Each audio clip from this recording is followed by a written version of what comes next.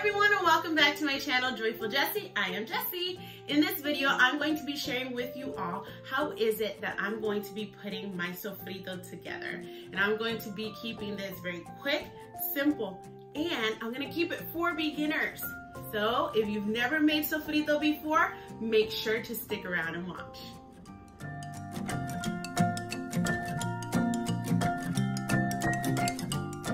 If you are new to my channel, go ahead and hit that subscribe button and that notification bell so that you never miss out when I post a new video.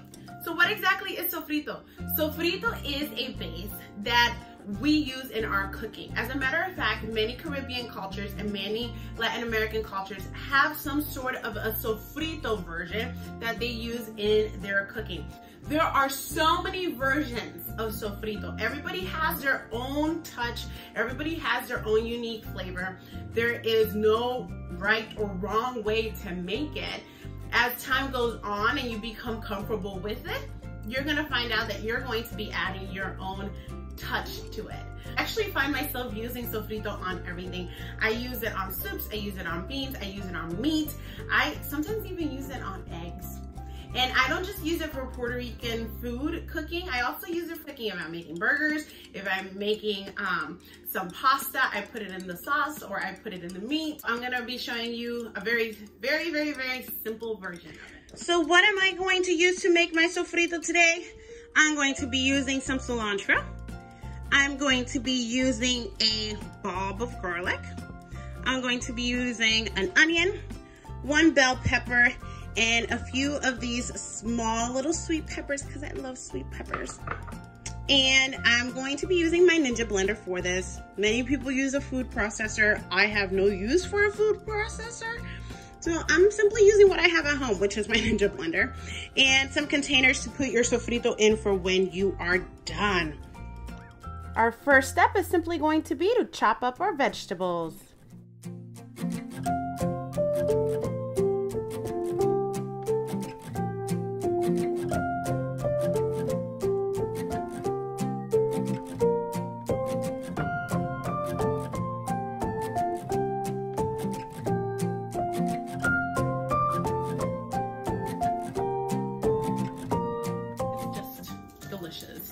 You'll see, like, when you smell this at home, it's just phenomenal.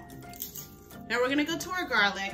Our garlic really doesn't need to be minced or anything. We could just put the whole cloves in there just the way they are. Once we are done dicing our vegetables, we're going to place them into our blender in alternating layers. If you have a big blender, you will only have to do this once. I'm using my small blender, so you're going to see that I'm going to be repeating this process several times. Then we are going to pulse the vegetables in our blender. We're not looking to liquefy them. We're looking more of a puree texture.